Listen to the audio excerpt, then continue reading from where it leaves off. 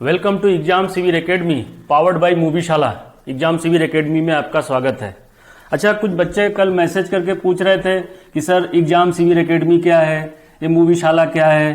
तो मैं आपको बता देता हूँ, एग्जाम सिविर एकेडमी एक इंस्टीट्यूट है जहां आपको bank, SSC, railway, one day exam, UPSC में जो सीसेट के पोर्शन आते हैं, मतलब कोई भी एग्जाम हो जिसमें मैथमेटिक्स आता है, उसमें ये एक ऐसा इंस्टीट्यूट है जिसमें आपको math, reasoning, English, general knowledge, general studies, हर चीज आपको पढ़ाने को मिलेगा। अभी तो मैं पढ़ा रहा हूं, कुछ दिन के बाद यहाँ पर नए नए फैकल्टी आएंगे इस प्लेटफॉर्म पे, इस इंस्टीट्यूट में, ठीक है। तो इसका कुछ दिन के बाद मुखर्जी नगर में एग्जाम सिविर एकेडमी का फिजिकल अपीयरेंस होने वाला है, ठीक है। ज्यादा 1-2 महीने में एग्जाम सिविर एकेडमी का मुखर्जी नगर में फिजिकल अपीयरेंस होने वाला है। तो एग्जाम सिविर एकेडमी एक इंस्टीट्यूट है, इसका एक यूट्यूब चैनल बना हुआ है जो नाम है एग्जाम सिविर एकेडमी, ठीक है। अच्छा, कोई चैनल बना हुआ है तो जाहिर सी बात है उसका ऐप भी होगा। कोई संस्था है, कोई इंस्टीट्यूट है, अगर उसकी साइट बनी है तो उसका ऐप भी बना होगा। तो ऐप हमारा मूवीशाला नाम से है। उस ऐप में आप जब गूगल प्ले स्टोर पे मूवीशाला डाउनलोड करोगे आप, तो उसमें आपको इंस्टीट्यूट का कोड, कुछ इन्फॉर्मेशन पूछने के बाद इंस्टीट्यूट का कोड आपसे पूछेगा, ठीक है। तो उस इंस्टीट्यूट का कोड आपको क्या लिखना है, एग्जाम कैपिटल में, एग्जाम विदाउट एनी गैप 4218, आपको इंस्टीट्यूट का कोड लिखना है। जैसे ही आप इंस्टीट्यूट का कोड लिखेंगे, आप सीधे एग्जाम सिविर एकेडमी पे लॉगिन हो जाएंगे। मतलब हमारे इंस्टीट्यूट में आप लॉगिन हो जाएंगे, वर्चुअल इंस्टीट्यूट में। कुछ दिन के बाद आपको फिजिकल अपीयरेंस मुखर्जी नगर दिल्ली में मिलेगा, ठीक है। चलिए अब हम स्टार्ट करते हैं अब आज का टॉपिक, ठीक है। आज का टॉपिक है, अब हम अपने बैंकिंग के सिलेबस की सीरीज में हमने सिंप्लीफिकेशन सॉल्व किया था, अप्रोक्सीमेशन कल का हो गया। धीरे धीरे आप वीडियो देखते जाएं और आपको समझ में आता जाएगा मैं कैसे कैसे लिंक करके पढ़ा रहा हूं। अच्छा, कोई भी आपको समस्या हो तो आप देख रहे होंगे इस स्क्रीन पे नीचे स्ट्रिप पे एक नंबर चल रहा होगा, आप उस नंबर पे फोन करें। कोई भी आपको डाउट हो, चाहे वो आपको पढ़ाई से रिलेटेड डाउट हो, चाहे कोई बात समझ में नहीं आई हो, कोर्स समझ में नहीं आ रहा है क्या है, सिलेबस समझना है, आपको पूरी तरफ से हमारी टीम पूरी तरह आपकी हेल्प करेगी, ठीक है। कोई भी समस्या नीचे वाले नंबर पे आप फोन करें, आपकी पूरी समस्या का समाधान किया जाएगा। और डिस्क्रिप्शन में भी नंबर है, उस नंबर पे भी आप कॉल कर सकते हैं, हमारी टीम आपकी जरूर सहायता करेगी, ठीक है। चलिए आज का टॉपिक है इनइक्वालिटी। इसको देखो, बैंकिंग में इसका नाम इनइक्वालिटी नाम से बोला जाता है। एक्चुअली ये क्वाड्रेटिक इक्वेशन होता है, क्वाड्रेटिक इक्वेशन, ठीक है। अच्छा देखिए, क्वेश्चन पूछने का कई तरीका होता है। हम जैसे कोई भी क्वेश्चन जैसे मैं एक बात बोलूं आपसे नॉर्मल कि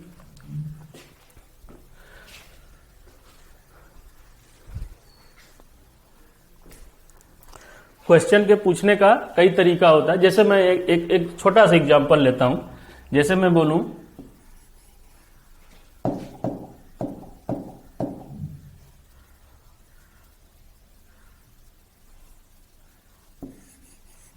x² प्लस 5x प्लस 6, ठीक है। जैसे मैं बताऊंगा ये सब क्या चीज है, मैं आपको बात बता रहा हूं।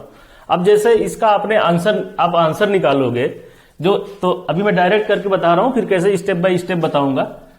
चलो अच्छा, डायरेक्ट ही बताता हूं, स्टेप बाय स्टेप ही बताता हूं। जैसे x² प्लस 5x प्लस 6, जैसे ऐसे ही कोई क्वेश्चन में ऐसे रेंडम दे रहा हूं, ठीक है। अब इसको सॉल्व करना है तो आप कैसे लिखोगे, आप ऐसे करोगे। इसको सॉल्व करने के लिए ये x² के कोफिशिएंट और ये जो कांस्टेंट है इसका मल्टीप्लाई करोगे। x² का कोफिशिएंट 1 है और ये जो कांस्टेंट है 6 है, तो ये कितना हो गया 6। अब 6 को ऐसे 2 पार्ट में तोड़ना है, ठीक है। ऐसे 2 पार्ट में तोड़ना है, ऐसे इसका फैक्टर करना है कि जिसका एडिशन, मतलब एडिशन करने पर हमें क्या मिले, 5 मिले, ठीक है ना, 5 मिले। एडिशन करने पर 5 मिले और उसी 2 फैक्टर का एडिशन करने पर 5 मिलता और मल्टीप्लीकेशन करने पर 6 मिले। तो क्या लिखोगे, अभी मैं ट्रेडिशन से बता रहा हूं, x प्लस क्या लिखोगे 3x प्लस 2x प्लस 6, ये लिखोगे ना। अब देखो इसके कोफिशिएंट का मल्टीप्लाई करो, कितना आएगा 3 इंटू 2 6, और ये देखो इसके 6 बराबर हो गया ना। अब इसको करने के लिए अब क्या लिखोगे, x कॉमन ले लिए, x, ठीक है, x प्लस 3, यहां पर 2 कॉमन ले लिए, x प्लस 3, ठीक है, बराबर 0। फिर क्या करोगे, फिर x प्लस 3 कॉमन ले लोगे। अब यहां क्या बचेगा, x प्लस 2 बचेगा, बराबर 0। अब देखो मैं बताने की कोशिश क्या कर रहा हूं, अभी समझना। तो x बराबर कितना आ जाएगा, -3 आ जाएगा, और x बराबर -2 आ जाएगा। अभी देखो, अभी तो मैंने क्वाड्रेटिक इक्वेशन पढ़ाना शुरू ही नहीं किया, अभी मैं बता रहा हूं आपको, मैं बताना क्या चाह रहा हूं। देखो अब ये x बराबर -3 और x बराबर -2 आ गया। अब एक क्वेश्चन की लैंग्वेज रहेगी, कुछ आपको दिया रहेगा चाहे कि अब ये x है, जैसे अब मैं इसका आंसर तो देखो आ गया, x बराबर -3 और x बराबर -2, ठीक है। लेकिन बैंकिंग में ऐसे नहीं पूछा जाता। बैंकिंग में देखो किसी चीज क्वेश्चन पूछने के लिए एक फॉर्मेट होना चाहिए। कोई क्वेश्चन वर्ड में होता है, भाषा में होता है, कोई क्वेश्चन सीधे सीधे लिख दिया जाए, उसका आंसर निकालना, उसको इंटरप्रेट करना है। अब बैंकिंग एग्जाम में क्या पूछा जाता है, अब इसी तरह की क्वेश्चन और रहेगा, ठीक है, इसी तरह की क्वेश्चन और रहेगा। जैसे चलो y स्क्वायर प्लस 8, ठीक है ना, y square plus 8x plus 16, ठीक है ना। अब इसको निकालोगे, क्या करना होगा, ऐसा तोड़ना, मतलब x बराबर यहां पर आ जाएगा, x की वैल्यू -4 आ जाएगी और एक x की वैल्यू -4 आ जाएगी। देखो मैं अब एक्चुअली क्या है कि कैसे -4 आएगा, अभी मैं देखो अगर इसको डायरेक्ट इसी प्रोसेस से करोगे ना तो भी आएगा, 4 का करते 4 चौके 16। जब इस प्रोसेस से करोगे तो मैं डायरेक्ट अभी आपको समझाने की कोशिश कर रहा हूं। यहां पर y की वैल्यू y, ठीक है, यहां पर देखो y की वैल्यू y। अब देखो इसमें क्या पूछा जाता है कि अब ये 2 इक्वेशन रहेंगे, ठीक है। अब इसमें पूछा क्या जाता है, क्वेश्चन का फॉर्मेट कैसा होता है कि भैया आपका x की वैल्यू जो आपको मिला है और y की वैल्यू जो मिला है, इसका कंपेयर करो। आप कंपेयर करके हमें बताओ, कुछ पूछना चाहेगा आपसे, ठीक है। इसका कुछ फॉर्मेट होगा, उस इनइक्वालिटी में हम ऐसा ही पढ़ेंगे, ठीक है। उसके बाद हम कुछ SBI PO के में क्वेश्चन किस तरह आते हैं, बैंकिंग में किस तरह आते हैं, हम उसको भी पढ़ेंगे। मैं आपको बताने की कोशिश कर रहा हूं कि इस तरह एक क्वेश्चन दिया रहेगा, इस क्वेश्चन में इंट्रोडक्शन दे रहा हूं, और ठीक है 2 इक्वेशन दिया रहेगा। अब इस इक्वेशन को सॉल्व करने पे भी कुछ आंसर आएगा और इस क्वेश्चन को सॉल्व करने पे भी कुछ आंसर आएगा, ठीक है। इक्वेशन का मतलब होता है कोई एक्सप्रेशन लिखने के बाद उसके बराबर कोई और एक्सप्रेशन रहे, ठीक है, भले उसके बराबर कांस्टेंट रहे, 0 रहे, कुल मिलाकर इक्वेशन का मतलब होता है एक्सप्रेशन। और इक्वेशन में डिफरेंस होता है, एक्सप्रेशन में आपको इक्वल टू नहीं मिलेगा, और एक्सप्रेशन का जब हम वैल्यू निकालते हैं तो कई सारे वैल्यू आते हैं, लेकिन जब हम इक्वेशन को सॉल्व करते हैं उसका एक फिक्स वैल्यू होता है, ठीक है। तो इक्वेशन और एक्सप्रेशन में डिफरेंस होता है। इक्वेशन में क्या होगा, आपको इक्वल टू मिलेगा जरूर, उसके बराबर आपको कांस्टेंट मिल सकता है, 0 मिल सकता है, ठीक है।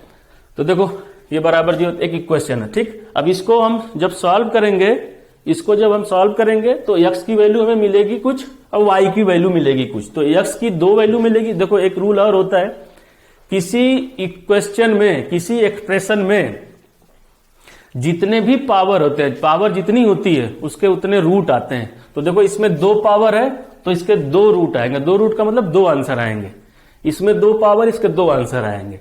तो बैंकिंग सिनारियो में क्या होता है, इसमें पूछा जाता है कि भैया x आ गया, y आ गया, तो x और y में कुछ कंपेयर करो।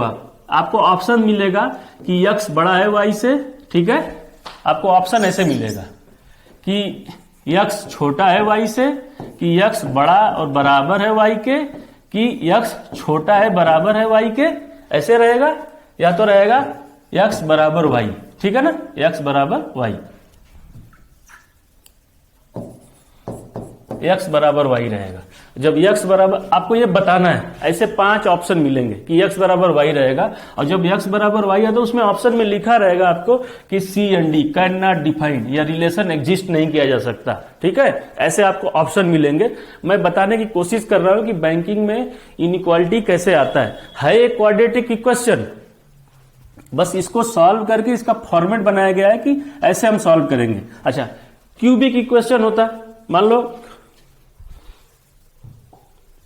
क्यूबिक इक्वेशन होता a x cube b x square c x plus d बराबर 0। ठीक है, अब मान लो ये होता है ऐसे,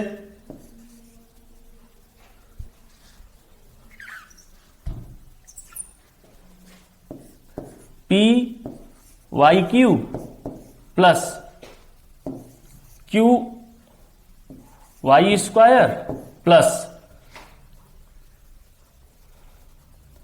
आर वाई एस बराबर 0। ठीक है ना। अगर मान लो क्यूबिक इक्वेशन होता तो क्या होता, इसके 3 रूट आते हैं, इसके भी जितने देखो 3 पावर है तो इसके 3 आंसर आएंगे, 3 वैल्यू आएगी। मतलब इस इक्वेशन को, ये यक्स में फंक्शन है, मतलब ये एक्सप्रेशन जो है यक्स में लिखा हुआ है। ठीक है ना, ये मैथमेटिकल टर्म में बोलते अगर ये एक्सप्रेशन, ये इक्वेशन यक्स में लिखा हुआ है तो ये यक्स का फंक्शन है। मतलब एफ एक्स बराबर ये पूरा, एफ एक्स बराबर ये पूरा एक्सप्रेशन यहां तक। ठीक है ना, बराबर ये एक्सप्रेशन। ठीक है ना, तो ये लिखा है एफ एक्स बराबर 0, और एफ एक्स क्या है, एफ एक्स ये एक्सप्रेशन है। ठीक है ना, और अगर वही एक्सप्रेशन में बराबर लग गया तो ये क्वेश्चन बन गया। ठीक है, तो अब देखो क्यूबिक इक्वेशन में 3 रूट आएंगे यहां पर भी आप कंपेयर कर सकते हो, यहां पर भी। अब ऐसे पूछ देगा आपको, करो x की वैल्यू को कंपेयर करना है y से, कि y से बड़ा होगा कि y से छोटा होगा, कि y के बराबर होगा, कि y से y से छोटा होगा और बराबर होगा, कि y के x और y बराबर होंगे। इसमें भी कंपेयर, एक फॉर्मेट है पूछने का। ये कुल मिलाकर इनइक्वालिटी में बस ये पूछा जाता है कि आप कंपेयर करो 2 चीजों के बीच में। ठीक है, अब हो सकता है आजकल Q1 और Q2 टाइप के भी क्वेश्चन आते हैं, हो सकता है कि कोई अरिथमेटिक का कोई चैप्टर से कोई क्वेश्चन पूछ के आपको 2 आंसर आए। ठीक है, जैसे मान लो राम और श्याम किसी स्पीड से दौड़ रहे हैं, उसमें कुछ कैलकुलेशन करके राम की स्पीड कुछ आ गई, श्याम की स्पीड कुछ आ गई, अब वो आंसर आ गया। तो आंसर पूछने का तरीका है, वो ऐसे नहीं पूछ रहा कि राम की स्पीड बताओ, श्याम की स्पीड बताओ, उस बोल रहा है कि राम की स्पीड और श्याम की स्पीड में कंपेरिजन करो। हो सकता है राम की स्पीड ज्यादा हो तो Ram is greater than Shyam, Ram की speed is greater than Shyam, ऐसे ही होगा। ठीक है, इनइक्वालिटी का मतलब कंपेयर करना। आप कोई क्वेश्चन आ रहा है, उसका आंसर मिलने के बाद अब वो पूछना चाह रहा है कि आप कंपेयर करो। ठीक है, वो अब क्वाड्रेटिक इक्वेशन में इस टाइप का फॉर्मेट में पूछा जाता है, क्यूबिक इक्वेशन में भी इस टाइप का फॉर्मेट में पूछा जाता है। कुल मिलाकर ये पूछता है कि आप कंपेयर करो। ठीक है, चलो अब हम कॉन्सेप्ट सीखते हैं। पहला क्वेश्चन देखो, क्वेश्चन क्या है, बोल रहा है कि इस क्वेश्चन में दो इक्वेशन दिए हुए हैं और आपको सॉल्व करना है दोनों इक्वेशन को, और आंसर को, जो आंसर आए you have to solve both the equation, give answer. अब आंसर देना है, कैसे आंसर, जो भी आपका सॉल्व करने के बाद आंसर आए आपको कंपेयर करना है। ठीक है, कंपेयर करना है कि x बड़ा है छोटा है, ठीक है ना, बड़ा है कि छोटा है कि बराबर है। अगर बराबर आता है the relation can not be establish. ठीक है, इसके कहने का मतलब ये हुआ। अब देखो, मैं एक बार ट्रेडिशन मेथड से बताकर फिर शॉर्टकट बताऊंगा, शॉर्टकट से कैसे लगाएंगे। जैसे देखो x, अब ये क्वेश्चन है,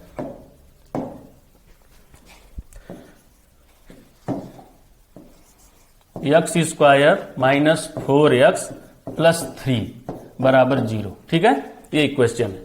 अब इसको सॉल्व करना है, तो ट्रेडिशन मेथड से कैसे सॉल्व करते हैं हम एक ट्रेडिशन मेथड से ऐसे करते हैं कि पहले 3 और 1 x का कॉफिशिएंट देखते हैं क्या है। तो 3 और x स्क्वायर का कॉफिशिएंट क्या है, 1, मतलब कुल मिलाकर इसका मल्टीप्लीकेशन, मतलब ये जो कांस्टेंट है और x स्क्वायर का जो कॉफिशिएंट है उसका मल्टीप्लीकेशन कितना हुआ, 3 हुआ। ठीक है, और इस x का जो कॉफिशिएंट है, इस x का कॉफिशिएंट 4 है। ठीक है ना, ध्यान रहे ये साइन लेके बताना है आपको। टोटल कितना हुआ, -4। देखो यहाँ +3 और ये +1, पूरा साइन लेके आपको यहां पर मल्टीप्लीकेशन करना है, बिना साइन लेके करोगे तो आंसर गलत आएगा, पूरा ध्यान देना है, ठीक है ना। अब देखो ये बोल रहा है कि 3 को ऐसे फैक्टर में आप तोड़ो कि उसको जब एडिशन करें तो -4 आए और जब मल्टीप्लाई करें तो 3 आए। तो कैसे लिखोगे आप ऐसे ना कर सकते हो। अगर 3 को हम फैक्टर करें तो अगर हम ऐसे लिखें -3 और -1, तो देखो अगर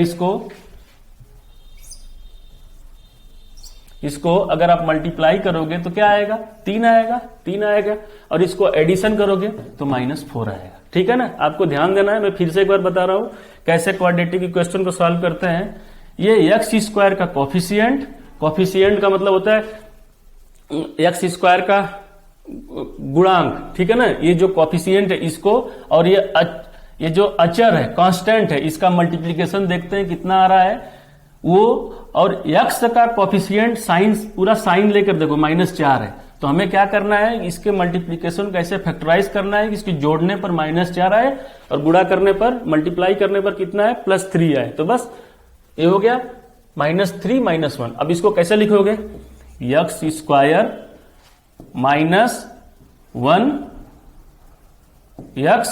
-1x 3x आपको लिखना है, क्योंकि देखो इसको जोड़ोगे तो ही कुल मिलाकर आपको जोड़ने पर इतना आना चाहिए ना, -4x आना चाहिए। तो -1 कोफिशिएंट तो पता चल गया, x लिखना है, तो -3x -1x कितना, -4x हो गया, +3 = 0।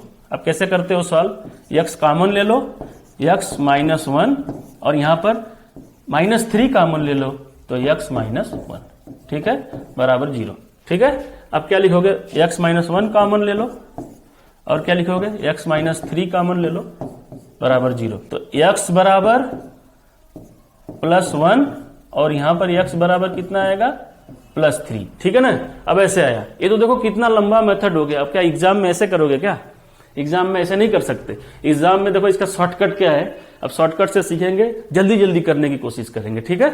चलो एक बार देख लो,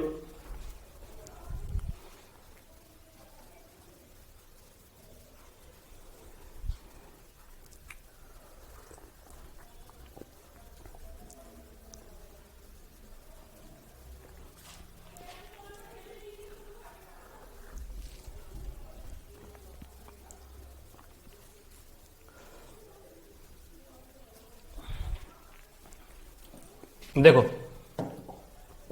अब जैसे ही हमें इक्वेशन देखने को मिलेगा हम क्या करेंगे, ध्यान से देखना।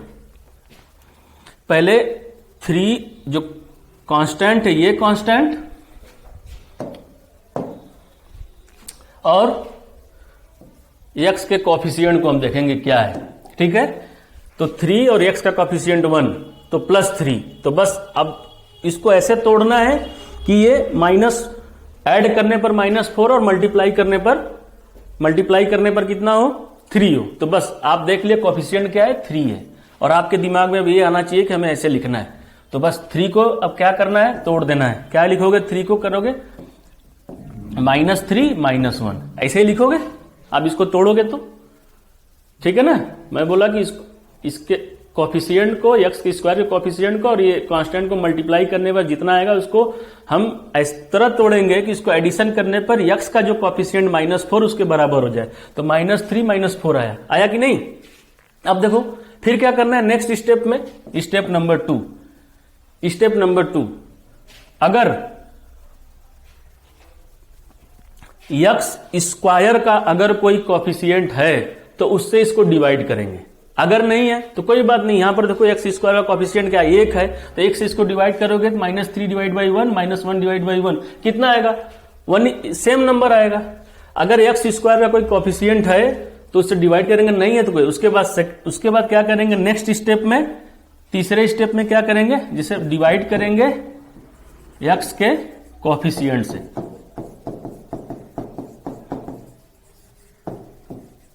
ठीक है ना, एक्स स्क्वायर के कोफिशिएंट से। तीसरे स्टेप में क्या करेंगे, इसके साइन को इंटरचेंज कर देंगे, इंटरचेंज द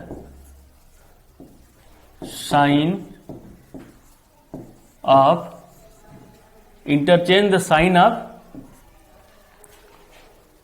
किसका साइन चेंज करेंगे, जो हमारे एक्स की जो वैल्यू आई है, मतलब ये जो factor, interchange the sign of factor, ठीक है ना, इसको फैक्टर के साइन को चेंज कर दो तो 3 आ जाएगा, 1 आ जाएगा। अभी तो आया था ना x की वैल्यू 3 और 1, तो बस ऐसे ही लिखना है।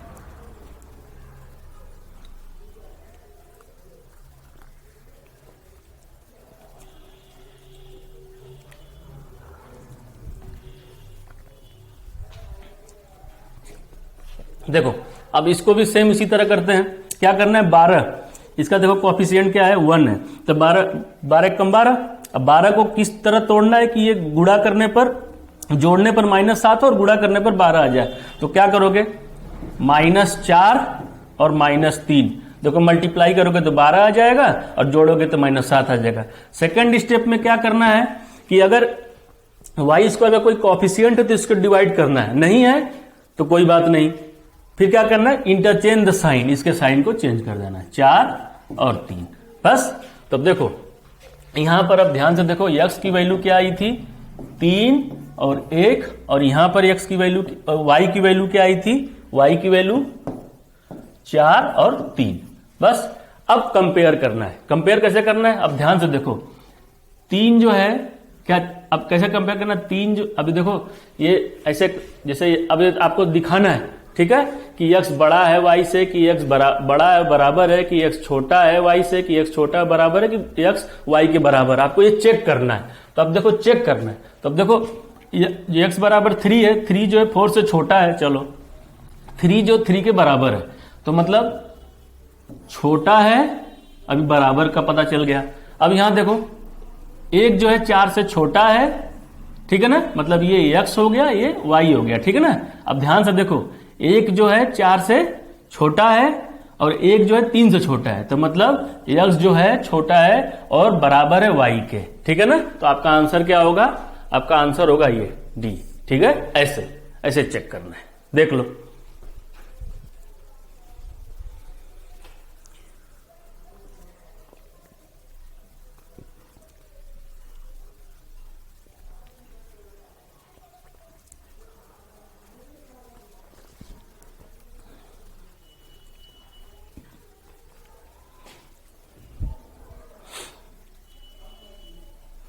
चलो नेक्स्ट क्वेश्चन, देखो इसको कैसे करोगे।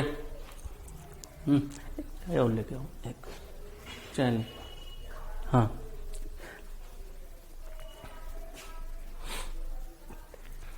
देखो इसको कैसे करेंगे।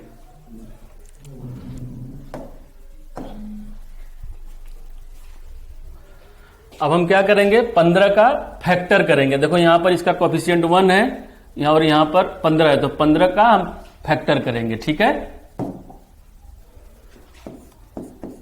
15 का फैक्टर करेंगे तो क्या आएगा, इस तरह फैक्टर करेंगे कि जोड़ने पर 8 आ जाए, तो क्या 5 3 15, एक 5 हो जाएगा और एक 3 हो जाएगा, +5 +3। दूसरा स्टेप में क्या करना, अगर x² का कोफिशिएंट है तो उससे डिवाइड करेंगे, नहीं है तो कोई बात नहीं, 1 है तो फिर कोई मतलब नहीं है, 1 के अलावा कुछ हो तो। तीसरे स्टेप में क्या करेंगे, चेंज द साइन। अब साइन चेंज करोगे तो क्या हो जाएगा, इसका साइन चेंज करोगे तो -5 हो जाएगा और इसका साइन चेंज करोगे तो -3 हो जाएगा, ठीक है। अब देखो 42 है, ठीक है, 42 का क्या होगा, ऐसे करना है कि 13 आ जाए एडिशन करने पर और मल्टीप्लाई करने पर 42 आ जाए, ठीक है। मल्टीप्लाई करने पर 42 आ जाए और एडिशन करने पर 13 आ जाए, तो क्या करोगे, देखो इसका फैक्टर करो, 7 6 42, ठीक है ना, तो +7 +6 +13 हो गया। अब इसको क्या करेंगे, इंटरचेंज करेंगे इसके साइन को, -7 और -6, ठीक है ना। अभी मैं एक एक धीरे धीरे करा रहा हूं, उसका जल्दी जल्दी कराने लगूंगा। अब देखो बस तुम्हें पता चल गया। अब x की कितनी कौन कौन सी वैल्यू आई है, x की वैल्यू आई है -5 -3 और यहां पर -7 -6। बस अब इसको कंपेयर करना है, -7 -6, ठीक है, ठीक है, -7 -6। अब देखो क्या करोगे, -5 जो है -7 से बड़ा है, माइनस में जो वैल्यू जितनी बड़ी होती है वो छोटी होती है ना, तो देखो -5 -7 से बड़ा है। फिर ये देखो एक एक करके, -5 -6 से भी बड़ा है, ठीक है ना, -3 -7 से बड़ा है और -3 -6 से भी बड़ा है, तो कुल मिलाकर x is greater than y, देखो यही आंसर आएगा, ठीक है ना। आपका answer x is greater than y आएगा। मतलब वो ऑप्शन था, ऑप्शन ये कहाँ गया आपका, ये जो ऑप्शन था ना, ये आपका ये वाला ऑप्शन रहेगा। अब हमेशा मैं ऑप्शन बार बार नहीं लिखूंगा ना, समझ जाओ, मैं उधर ही बता दिया करूंगा कौन बड़ा है कौन छोटा है, ठीक है। अच्छा, ट्रेडिशन से भी सॉल्व करते तो वही आता, तो शॉर्टकट था ट्रेडिशन से। चलो एक बार ट्रेडिशन से एक को तो सॉल्व कर लो, देख लो कि सर गलत बता रहे हैं सही बता रहे हैं, भी देख लो। क्या लिखोगे, एक्स स्क्वायर प्लस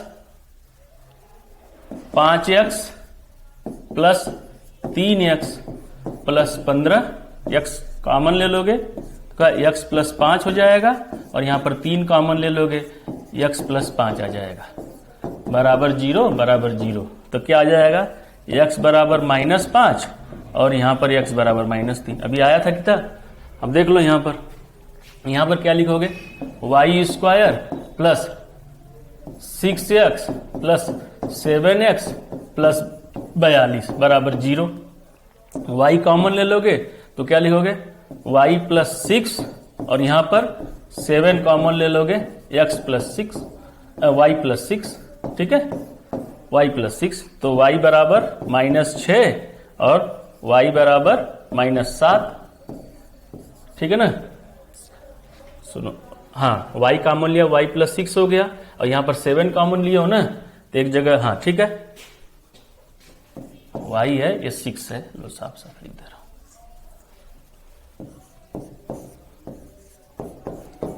बराबर 0।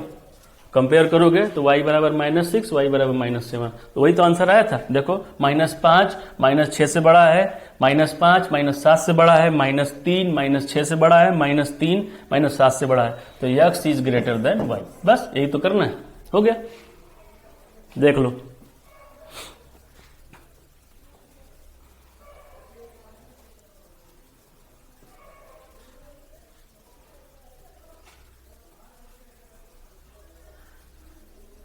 मैं एक दो सवाल आपको फैक्टर से करना सिखा दे रहा हूं, फिर डायरेक्ट करना सीख लेना।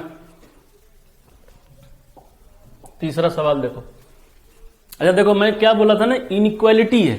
इनइक्वालिटी का मतलब आपको क्वेश्चन का आंसर तो आ गया, अब एग्जामिनर आपसे किसी भी तरह घुमा के आंसर आ गया, उसका मन नहीं है भाई हमको डायरेक्ट आंसर बताओ, उसका है कि हमें आंसर तो जो आ गया ठीक है, अब हमको मुझे कंपेयर करके बताओ। एग्जामिनर कुछ भी पूछ सकता है, ठीक है, ये नहीं जरूरी है कि सिर्फ आंसर ही बताओ, उसका नहीं, मुझे आंसर डायरेक्ट मत बताओ, मुझे सिंबल के फॉर्म में बताओ, ठीक है। तो ऐसे आपको सिंबल के फॉर्म में बताना पड़ेगा, ठीक है।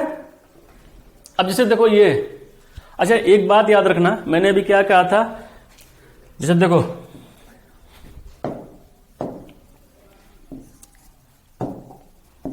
ax square plus bx plus c, किसी भी क्वेश्चन में जितने पावर होते हैं उतने उसके रूट आते हैं, मतलब उसके उतनी वैल्यू आती है, ठीक है ना।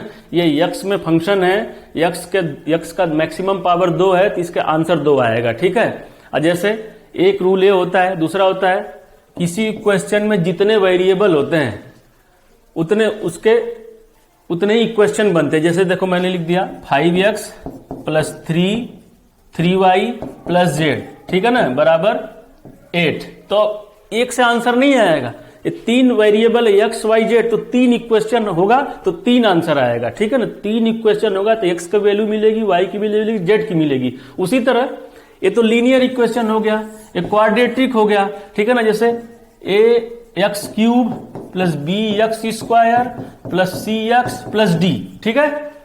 अब ये आ गया, तो आपको क्या देख, ये इस इक्वेशन में 3 पावर है, तो इसके 3 रूट आएंगे, ठीक है ना। x के 3 वैल्यू आएंगे, 3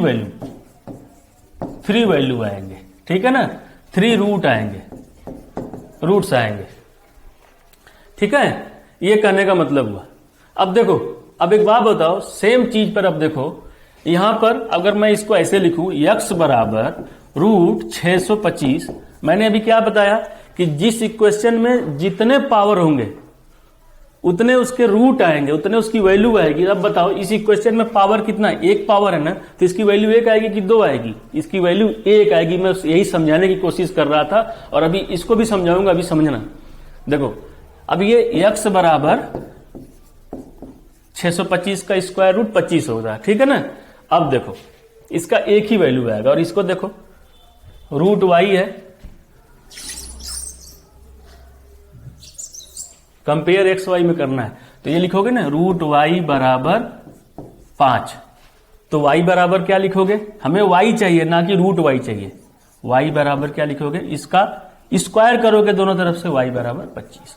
तो बताओ एक बात, तो यहां पर भी पावर 1 है तो बताओ यहां भी y की वैल्यू एक ही मिलेगी, यहां पर भी y की वैल्यू एक ही मिलेगी। अभी एक क्वेश्चन आएगा उसमें तुम्हें कुछ अजीब लगेगा, देखना। तो x बराबर 25 लोगे, y बराबर भी 25 लोगे, तो देखो x और y बराबर है तो relation can not be exist, मतलब ऑप्शन डी, ए वाला ऑप्शन ई, ठीक है ना। x बराबर अगर y जाता है तो रिलेशन एग्जिस्ट नहीं हो सकता है, मतलब कैन नॉट बी स्टेब्लिश। ये फॉर्मेट है कि अच्छा ये भी तो बोल सकता था ना, अगर x बराबर y आए तो अगर ये ना होता यहां पर, जैसे x बराबर y आता, एग्जामिनर पूछना चाह रहा है कि भैया जो आपका x बराबर y ऑप्शन आया है, ठीक है लिख दो, तो आपका आंसर वही होता। लेकिन इसने क्या बोला, अगर x बराबर y आता है तो आप क्या बोलोगे, relation can not be exist, ठीक है। तो कहने का मतलब है बस वो लिख देता, अगर मान लो x बराबर y आए और x बराबर y बराबर वो लिख देता कि अगर x बराबर y आए x और तो उसका आंसर इनफाइनाइट होगा, तो आप यही बोलते हैं कि x बराबर y मतलब इनफाइनाइट है, मतलब ये जो बोला है वही आपको लिखना है। एग्जामिनर पूछना चाहता है कि भाई x बराबर y आया, मतलब आपको आंसर देना है कैन नॉट बी स्टेब्लिश या रिलेशन, वो उसने फॉर्मेट है उसका, ठीक है।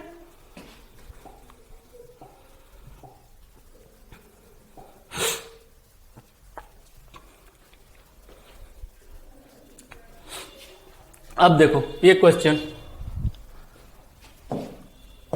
कंपेयर करना, वो क्वेश्चन था x माइनस रूट इतना, ठीक है ना, बराबर 0। तो आपने क्या लिखा था, x बराबर रूट इतना और x बराबर आपने लिखा था 25 लिखा था। अब ये चीज अब यहां पर देखो, क्योंकि यहां पर पावर 1 था तो यहां पर 1 है। अब देखो x स्क्वायर बराबर 9, तो x बराबर क्या होगा, अगर 2 पावर है तो 2 आंसर आने चाहिए ना, तो x बराबर आप लिखोगे प्लस माइनस 3। प्लस माइनस 3 का मतलब अगर 3 का स्क्वायर करोगे तो भी 9 आएगा, -3 का करोगे तो भी 9 आएगा, ठीक है। ये इसलिए देखो कुल मिलाकर x की वैल्यू इसका स्क्वायर रूट निकाले और यहां पर भी देखो स्क्वायर रूट ही निकाले, लेकिन फर्क क्या था दोनों में, समझने की कोशिश करो। यहाँ x स्क्वायर ऑलरेडी दिया हुआ था, x स्क्वायर बराबर 9, तो x बराबर प्लस माइनस 3, लेकिन यहां पर क्या बोला है, x बराबर रूट इतना, तो x बराबर कितना, तो x की पावर 1 थी, इसीलिए एक बार 25 लेंगे, प्लस माइनस 25 नहीं लेंगे, ये आंसर नहीं हो सकता। एक पहली बात तो रूट था, अगर इसमें माइनस होता तो इमेजिनरी में आता, लेकिन ये प्लस है तो वैसे भी इसका आंसर प्लस 25 ही होगा क्योंकि पावर 1 है। लेकिन अगर ये x स्क्वायर बराबर 625 होता, अगर ये होता x स्क्वायर बराबर 625, तो x बराबर तब आप लिखते प्लस माइनस 25, ठीक है ना, कि x के, क्योंकि यहाँ पर 2 पावर तो x की वैल्यू भी 2 आएगी, लेकिन यहाँ पर x की पावर 1 थी इसलिए 1 आया है, ठीक ना। ये मैं समझाने की कोशिश कर रहा हूं। अब देखो y बराबर क्या लिखोगे, +3 बस लिखोगे, y की पावर 1 है, -3 नहीं ले सकते, ठीक है ना। अब y की वैल्यू क्या आई, +3 है, ठीक है ना।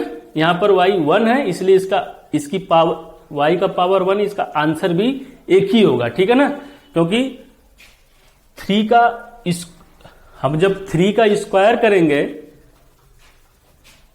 3 का स्क्वायर करेंगे तो 9 आएगा, ठीक है, और -3 का स्क्वायर करेंगे तो भी 9 आएगा, लेकिन यहां पर पावर 1 था इसलिए हमें एक ही वैल्यू, यहां पर प्लस वाली वैल्यू थी इसलिए हमने +3 वाली वैल्यू लिया, ठीक है।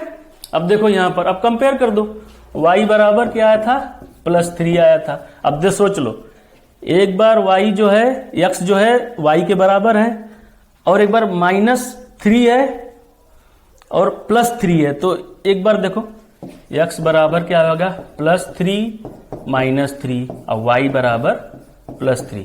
कंपेयर दोनों बार ही करेंगे दोनों से, जैसे x की एक वैल्यू है ना